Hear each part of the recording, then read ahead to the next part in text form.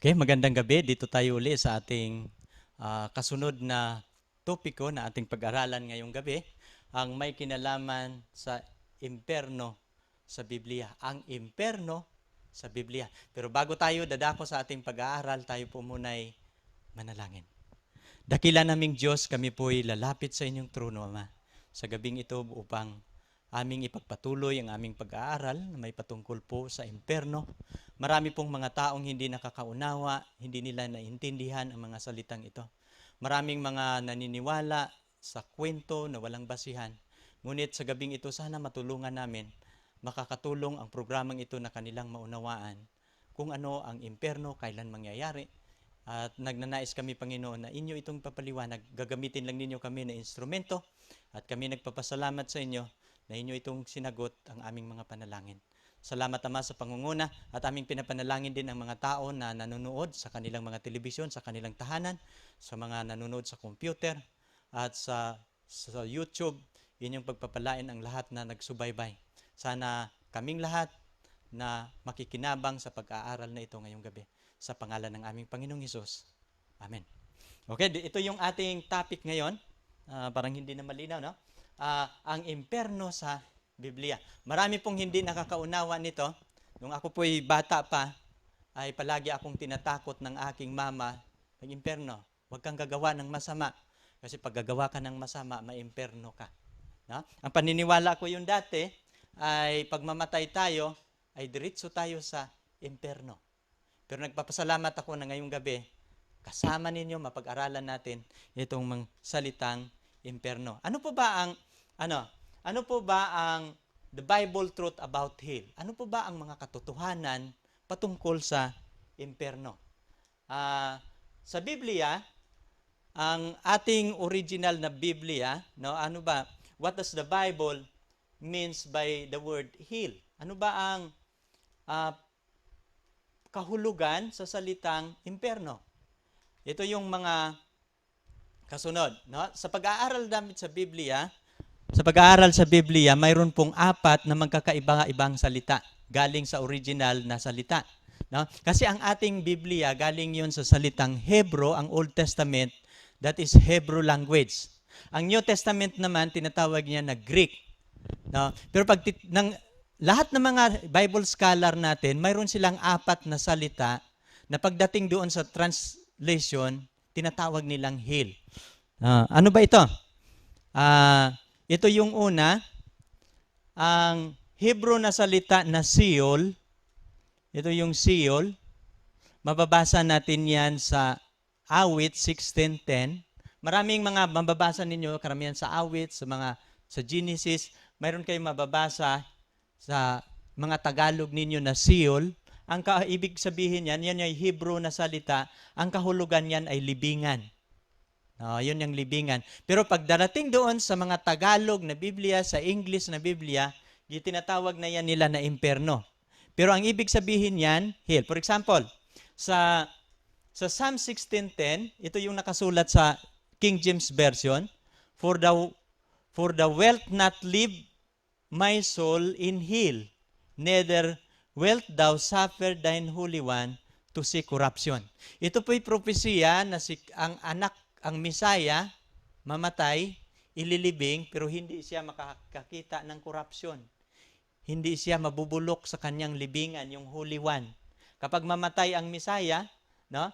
Sabi niya dito, For thou wilt not leave my soul in hell. Hindi mo pinabayaan ang aking kaluluwa sa imperno. Ang imperno po ditong binabanggit, ito po yung Sheol sa original.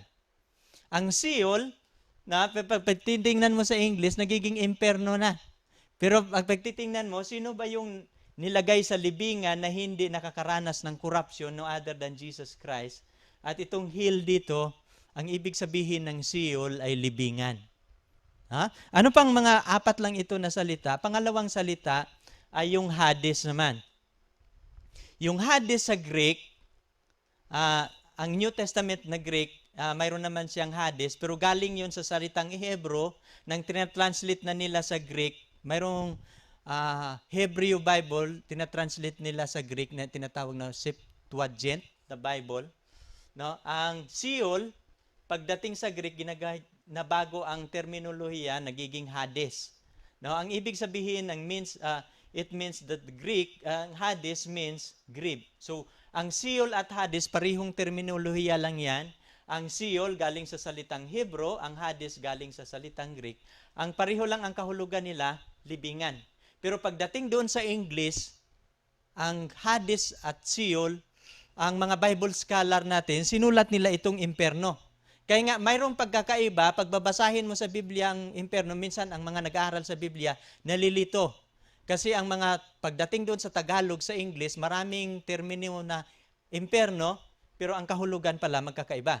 Katulad dito sa Gawa 2:27, ito yung Hades na binabanggit, because thou wilt not leave my soul in hell, neither wilt thou suffer thine Holy One to see corruption. Pareho lang yun sa Psalms, pero New Testament ito. Kinukot lang ito ni Apostol Pedro nang sinisermon niya ang pagkabuhay na maguli ni Jesus Christ.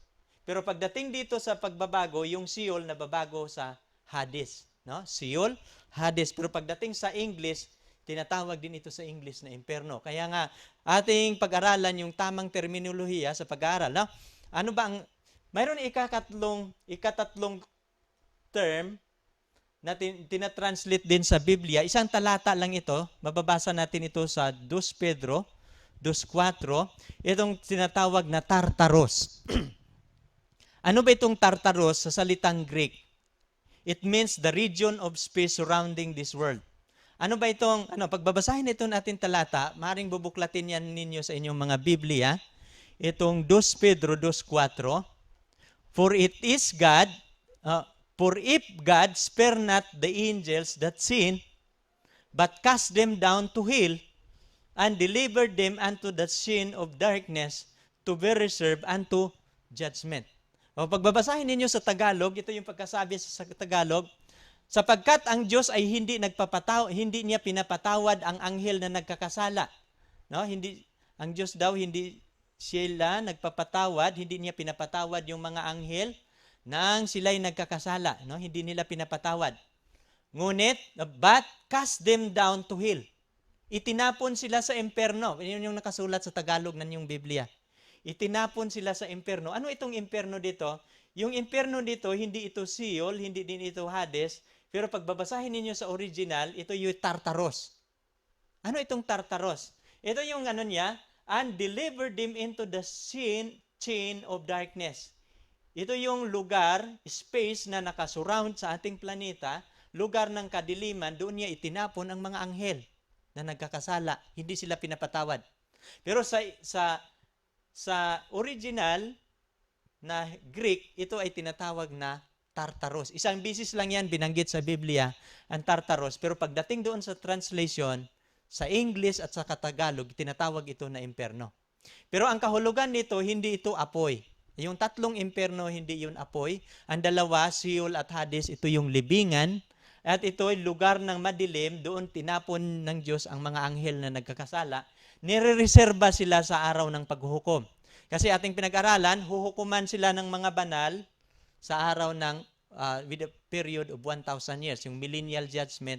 Naghintay ang mga anghel na hatulan pagkadadalhin na ang mga maliligtas sa langit. No? Naintindihan natin?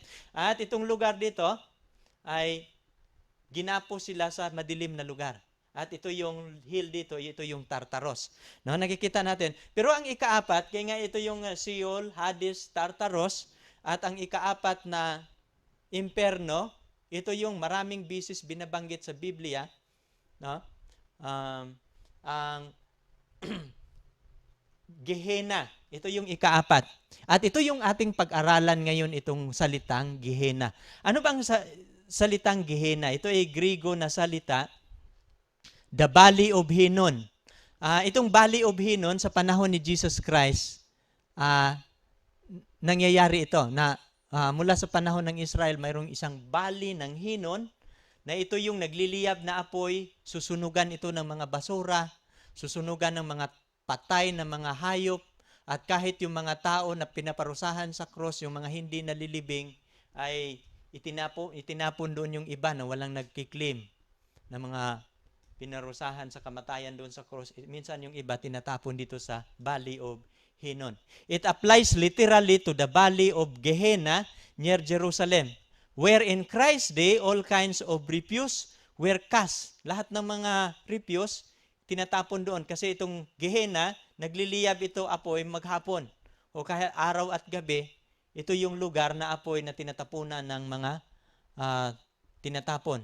Including the carcasses of beasts and unburied bodies of criminals. Fire will keep burning to consume these waste materials. Ito po'y mababasa natin. Itong Gehenna na salita, yung pagbabasahin ninyo yung Matthew 5:22, mababasa natin yung imperno yan, Gehenna yan. At yung 29 at 30, mga Gehenna yan na imperno. No, ito yung ating pag-aralan sapagkat ito yung binabanggit ni Jesus Christ. Ito yung parusa ng tao, ito yung parusa ng Diyos sa mga taong hindi maliligtas. At ito yung pag-imperno na ating pag-aralan ngayong gabi. Kaya nga pag-aralan ninyo yung Bible, hindi ninyo makukuha ang tamang terminolohiya ng imperno kung hindi natin pag-aralan ang original. Now ngayon dito tayo sa Matthew 5:22. But I say unto you that whosoever is angry with his brother without cause shall be in danger of judgment, and whosoever shall say to his brother, Raka, shall be in danger of the council. But whosoever shall say, Thou fool, shall be in danger of hellfire. No, napapansin ninyo? Itong imperno dito ay apoy na ito na imperno. Kaya nga sasabihin nila, mayroong magsasabi sa kanyang kapatid na ulol ka, no, in danger of council sa Sanhedrin. Pero sino yung magsasabi o buang ka ay in danger of hellfire. Kaya nga, ito yung ano natin, pag titingnan ninyo yung hell dito sa original, pag mayroon kayong Greek, makabasa kayo ng Greek, ay Gehenna yan. Pero itong Gehenna ay may tumutukoy ito sa lugar na apoy. Kung saan, tinatapon doon yung mga dead bodies and mga carcasses ng mga hayop. No? Sa 29, ng 5:29, and if thy right eyes offend thee, kung ang iyong kanang mata ay magkakasala, uukitin mo yan. No? Cast it from thee, for it's profitable for thee that one of thy members should perish, and not that thy whole body should be cast unto hell. Na binabanggit na naman niya dito yung hell. Gehenna ang binabanggit yan. And if thy right hand offend thee, cut it off, and cast it from thee, and it is profitable for thee that one of thy members should perish, and not thy whole body should be cast unto hell. No? Itong mga hell na ito na binabanggit, sa original Gehenna yan. At itong mga ay itatapon ang iyong buong katawan doon sa Gehenna. Ito yung impernong apoy na tinutukoy sa Biblia. At ito yung turo ng Biblia patungkol sa imperno. Ang sabi ng ang imperno ay may kinalaman ito sa nagliliyab na apoy. No? Ang tanong ngayon ating sasagutin, ito yung tanong na ating sasagutin. Brother John, may imperno na ba ngayon? Sapagkat maraming mga naniniwala na ang imperno daw pagkatapos mamatay, baka mamatay ngayong araw na ito nililibing ang secretary ng DILG, no? Nanonood halos lahat na buong bansa at mayroon silang kahit nga sa pagsasalita ni Binoy kanina na ang secretary niya nandun na sa piling ng may kapal. Pero ang tanong, pag sakali hindi maliligtas, nandun na sa imperno. Yun yung mga paniniwala ng iba. Pero ito yung tanong na ating sasagutin ngayon, Brother John, may imperno na ba ngayon? Pag ating babasahin ang Biblia, ito po yung nakasulat. No? Sa Biblia po mga kapatid, ito yung turo ng Biblia. Kung mayroong nagsasabi na may imperno ngayon, heresy lang yan, hindi yun biblical. No? At may karamihan sa mga nagtuturo, gagamitin nila yung Lucas 16 at 18, so on. Gagamitin nila yung parabola kay Lazaro at yung mayaman na mayroon na daw imperno. Pero parabol yun. May mga pagkakataon na i-discuss ko yun, yung talatang niyan sapagkat hindi yun literal, yan ay parabola. Pero pag babasahin natin ang Biblia, kasi ang Biblia hindi yun magkukontradik ang kanilang teaching. Kapag magtuturo ang Biblia, mayroong isang talata, mayroong support sa mga ibang talata. At kung maraming suporta, yun ang totoong turo. Pero kapag ang turo walang suporta, maaring parabola yan, maaring propesya yan, mayroong mga simbolo na dapat nating isasaayos. Now, ngayon dito tayo sa ating pag-aaral, sasagutin natin yung tanong kung mayroon na bang imperno ngayon. Kapag ating babasahin itong Matthew 25, 34 hanggang 41, 42, ay inyong makikita yung larawan na kapag matatapos ang sanlibutan, hatiin niya ang mga tao sa dalawang grupo. Ang sa kanan, pagbabasahin ninyo yung 34, ang mga matuwid ilalagay niya sa kanan, yung tupa na sa kanyang kanan, at sa kaliwa naman ang kambing. At siya katulad ng isang pastor na ihiwalay. Pero mapapansin ninyo, dito sa kambing, yung mga taong hindi maliligtas, ito yung kanyang sasabihin. Kasi sa kanan, sasabihin niya doon sa kanan, doon sa 34, magsipasok kayong mga pinagpala ng aking ama. Manahin ninyo ang kaharian, inihanda sa inyo mula nang itinatag ang sanlibutan. Yun yung mga maliligtas na matatanggap sila ng kanilang gantimpala sa kaharian. Pero ito yung mga nasa kaliwa, ito yung mga kambing. Kung magkagayoy, sasabihin naman niya sa mga nasa kaliwa, magsilayo kayo sa akin kayong mga sinumpa. Pasaapoy na walang hanggan na inihanda sa dyablo at sa kanyang mga anghel. Ano yung mga hindi maliligtas? Pasaapoy sila na walang hanggan. Yung eternal fire, it is God Himself. Kaya pag-aralan ninyo sa Biblia yung imperno, ang eternal dyan, yung fire. Hindi yung susunugin ang eternal. Kaya pag-aralan ninyo ang Biblia, kailangan mayroon lang kayong word by word analysis sa talata.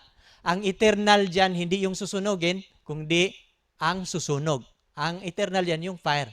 Kasi yung fire, it is God Himself. No? Ay, kayong mga sinumpa, pasaapoy na, nawawala na tuloy.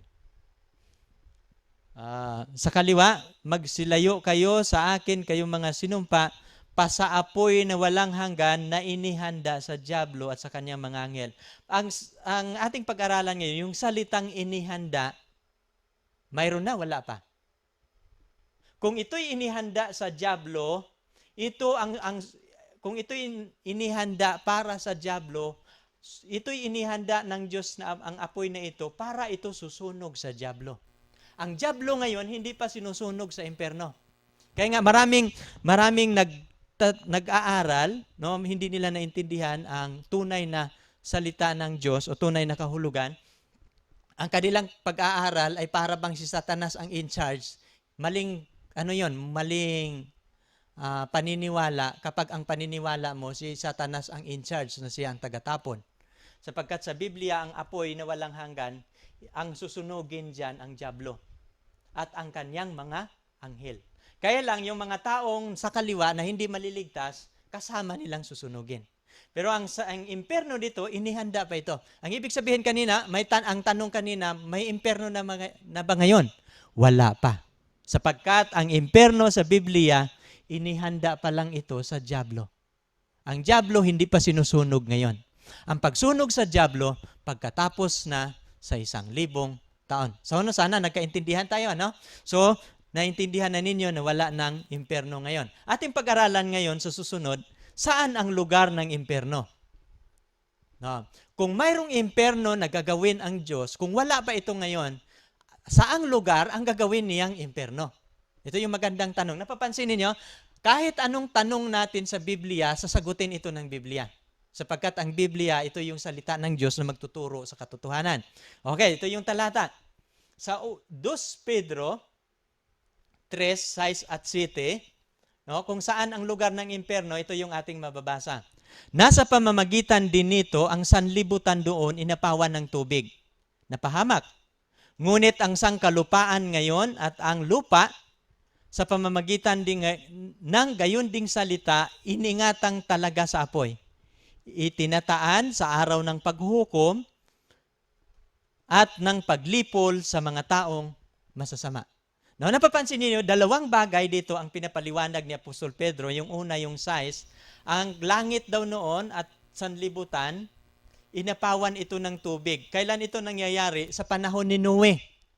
Noong ang tao, mula kay Adan hanggang sa panahon ni Noe, ang mga tao nagiging masama, nilinis ng Panginoon ang kasalanan sa pamamagitan ng tubig.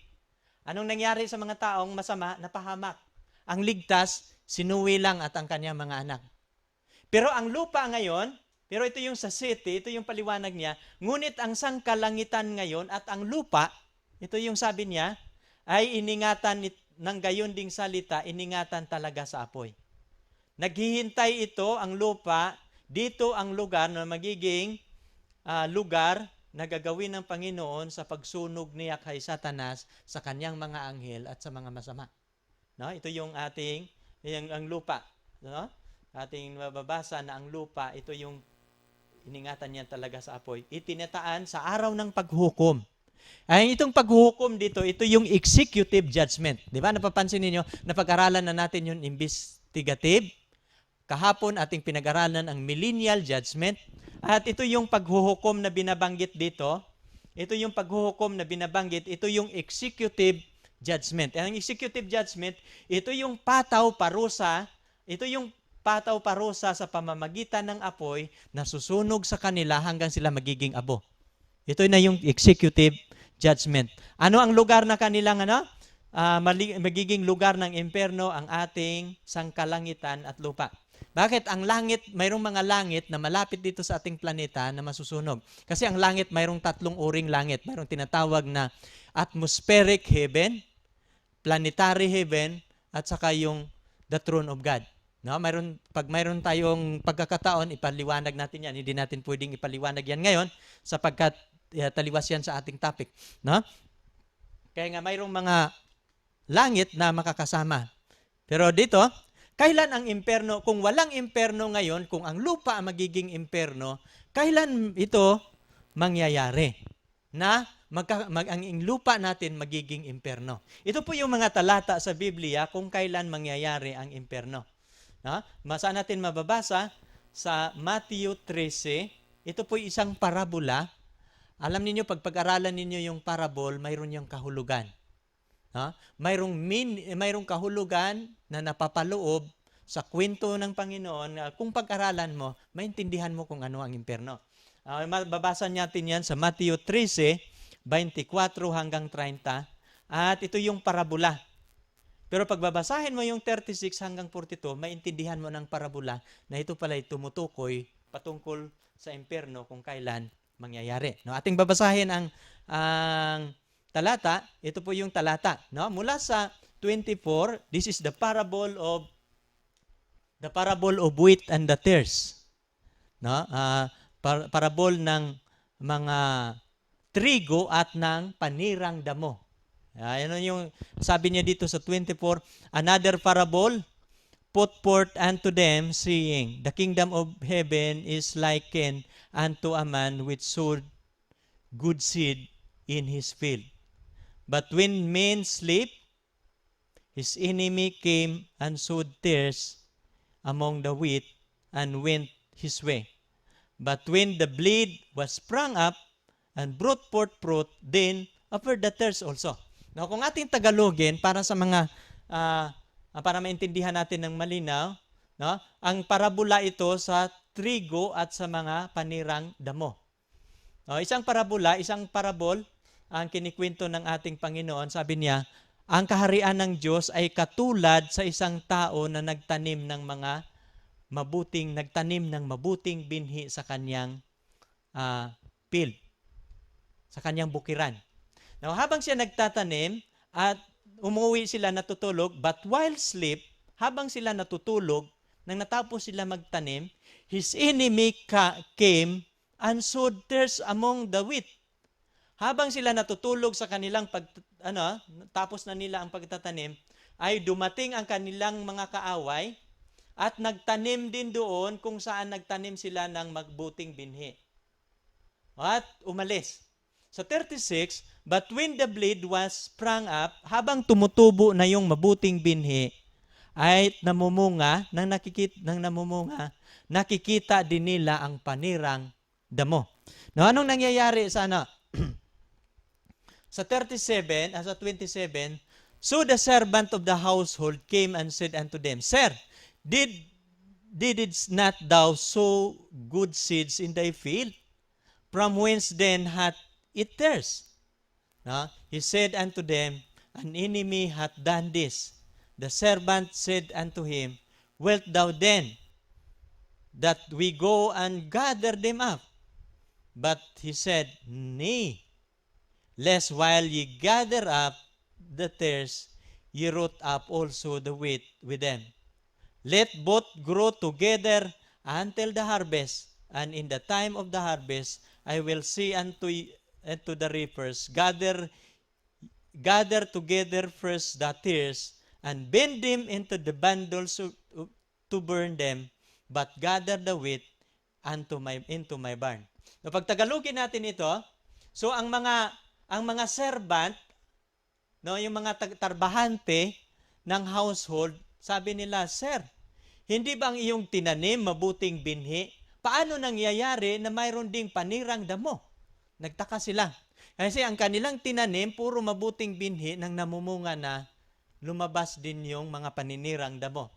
Pero anong sabi nila? He said unto them, pero itong sabi ng may-ari ng bukiran, ang kaaway ang gumagawa nito. At ito yung sabi ng servant, yung mga alipin, ito yung sabi, isuguin ninyo kami na aming bubunutin ang lahat na panirang damo. No? Sabi ng pero anong sabi ng may-ari? Sabi niya, he said, no, wag. Wag ninyong galawin. Sapagkat maaring sa pagpabunot ninyo ng mga panirang damo, mabubunot din ninyo ang wheat, yung trigo. So, nakasama nila. Pabayaan ninyo silang magkasama hanggang sa panahon ng harvest, hanggang sa panahon ng pag-aani. At sa panahon ng pag-aani, sasabihin ko sa mga ngani, inyo munang ipunin ang mga panirang damo at itali at susunugin sila. At ngunit ang mga wheat doon sa aking barn. Ito yung parabola. Pagbabasahin ninyo sa Tagalog, siguro ninyong may Biblia, maaari ninyong maintindihan yan. Matthew 13, 24 hanggang 30. Ano ba ang kahulugan niyang panirang damo na parabola? Sa parabola na yan, ating maintindihan kung kailan susunugin ng Panginoon ang panirang damo. Ang panirang damo, ito yung simbolo sa mga taong masama. The parable of the tares and the wheat and the tares explained. Now, pinapaliwanag na ni Kristo, ang Biblia kung mayroong mga parabola, dapat ang mga mangangaral hindi mag-interpret ng sarili nilang interpretation. So the Bible will interpret itself. No? Sa 13:36, ito yung paliwanag ng Biblia, ano ang kahulugan sa parabolang yan. And then Jesus sent the multitude away. Kasi katatapos lang sa kanyang pangangaral, at pinadala na niya ang mga tao na nakikinig sa kanya, pinauwi na. And went into their house, the house. And his disciple came unto him, saying, Declare unto us the parable of the tares and of the field. Sabi niya, ipaliwanag ninyo sa amin yung parabola ng paninirang damo. Interesado ang mga alagad, maintindihan ang panirang damo sa bukid. At sa 37, ito yung paliwanag ng Panginoon. He answered and said unto them, He that soweth the good seed is the Son of Man. Ito yung paliwanag. Sino yung nagtanim ng mabuting binhi? Siya ay ang anak ng tao. Ang nagtanim ng mabuting binhi ang the Son of Man. Sino itong Son of Man? Ito yung pangalan ni Jesus, paborito niyang pangalan sa kanyang sarili, na ang nagtanim ng mabuting binhi ay ang anak ng Diyos, the Son of Man. Sa 38, the field is the world. Ang bukid ay ang sanlibutan. At ang good seed, and the good seeds are the children of the kingdom. Ang mabuting binhi na tinanim niya, ito yung mga anak ng kaharian. Pero ang panirang damo ay ang mga anak ng mga wicked one. Ang mga anak ng mga masama. No? Dalawang grupo pala, no? Ng mga tao. Sa 39, anong sabi niya dito? The enemy that sowed them is the devil. Ang kaaway na nagpunla sa kanila ay ang demonyo. Ang pagha-harvest, the harvest is the end of the world. Ang pag-aani ay ang katapusan ng sanlibutan. At ang mga aani ay ang mga anghel. No, naintindihan ninyo yung sinasabi? Kailan yung pag-aani? Sa katapusan ng sanlibutan. Nasa 40, ito yung nakasulat, as therefore the tares are gathered and burned in the fire, so shall it be in the end of this world. At sa parabolang ito, kailan ba sinunog yung tares, yung panirang damo?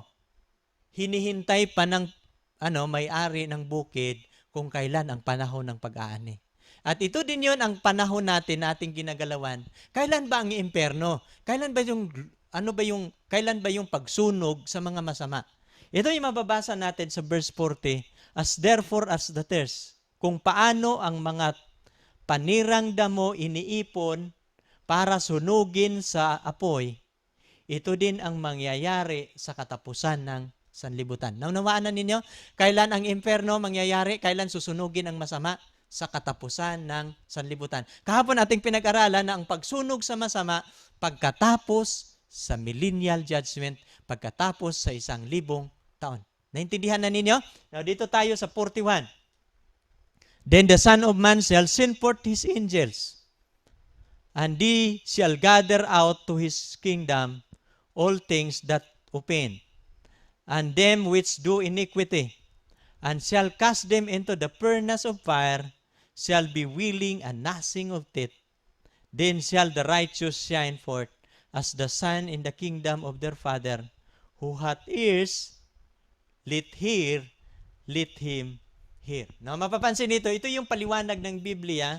Ang anak ng tao daw magpadala ng kanyang mga anghel upang ipunin sa kanyang kaharian ang lahat na mga kadahilanan.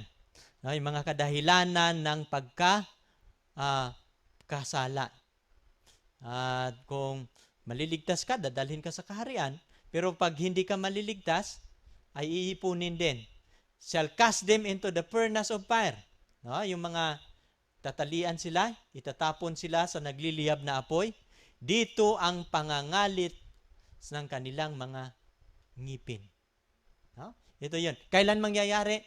Ang pag-harvest ay ang katapusan ng sanlibutan. Therefore, ang pagsunog pagkatapos na ng harvest, ang harvest sa katapusan ng sanlibutan, pagkatapos sa paghatol, saka na ang sunugan. Saan susunugin? Sa ating planetang Earth. Ang ating planeta susunugin ito. No? Kailan ito? Kailan itong katapusan ng sanlibutan? Ito'y pagkatapos sa 1,000 taon. Ito yung marlinaw na turo ng Biblia, no? Atin ang napag-aralan kahapon na kapag paligiran na nila yung bagong Jerusalem, ay pagkatapos nila mapaligiran, kung mayroon kayong pagkakataon na magbasa ninyo yung sulat ni Ellen G. White sa The Plan of Redemption, maunawaan ninyo na yung sa judgment na yun, hindi lang yun bigla silang susunugin. Ang trono ng Diyos ay makikita nila sa pinakaitaas ng bagong Jerusalem at bubuksan ng Panginoon ang mga aklat. At magkakaroon ng panoramic view. No? Lahat ng mga nagkakasala, maibabalik sa kanila ang mga pagkakataon na binigay ng Diyos sa kanila na pwede pala silang maligtas. Pwede palang piliin ng mga kasalanan na sila'y maligtas, kaya lang tinanggihan nila ang pagkakataon. Kaya nga, sa araw na yon, kapag sila'y susunugin, sa judgment na yon, yung executive judgment, ay sila mismo na mga makasalanan, dadapa sila. Righteous are your judgment, O God. So, yun ang sasabihin ng mga makasalanan. At kung sila'y hindi maliligtas, tanggap nila ang kanilang kaparusahan sapagkat sila mismo nakakaalam sa kanilang mga gawa na sila hindi karapat-dapat. At maraming salamat ngayong gabi na nagbigay kayo muli ng panahon, inyong natutunghayan. Ang topic natin na may patungkol sa impyerno, ang impyerno wala pa po ngayon. At naghihintay pa tayo sa pagdating ng Panginoon, pagkatapos mag-participate pa tayo sa millennial judgment, at pagkatapos sa judgment, bababa uli ang Panginoon for the third time sa ating planeta. 3 bisis bababa ang Panginoon sa ating planeta. Kasama ang bagong Jerusalem, saka nabubuhayin ang mga masasama at saka sila sunugin sa impyerno. At sana ating itong naunawaan. Kung mayroon kayong mga katanungan, siguro ibibigay namin sa inyo ang aming address, ang aming mga website sa internet. Pwede kayong magtanong, magdagdag, o may mga katanungan ay pwede ninyong ipapadala sa amin. Atin pong pag-aralan, o kung makukuha ninyo ang aming mga numero, pwede kayong mag-text o sumulat sa amin. Amin pong sasagutin ang lahat ninyong katanungan. Tayo po'y dadako sa panalangin sa ating pagtatapos ngayong gabi. Dakila naming Diyos, kami po'y nagpapasalamat, Ama, no, sa gabing ito aming natapos ang pag-aaral sa gabing ito. May patungkol sa millennial judgment at saka executive judgment, ang impernong apoy na susunog sa lahat ng mga masama. Sana, Panginoon, kapag gagawin namin ang mga dividing ito na ipamimigay namin na libre sa mga tao, pagpapalain ninyo ang lahat ng makikinabang na kanilang maunawaan ito. Panukala namin, Panginoon, na abutin ang mga taong hindi namin kayang pupuntahan, na sa pamamagitan ng media production, sila ay magkakaroon ng pag-asa na kanilang maunawaan ang laman ng inyong mga Biblia, laman ng salita, sapagkat maraming nagtuturo, ngunit ang kanilang mga turo ay mga wala sa Biblia. Ngunit nagpapasalamat kami na inyo itong pinagkaloob, ang ministeryong ito, pagpapalain, na sana maabot namin ang milyon-milyon ka mga tao na makikinabang nito. Maraming salamat, Ama, sa pagdinig ninyo sa aming dalangin. Ito po ay aming hinihiling sa pangalan ng aming Panginoong Hesus. Amen.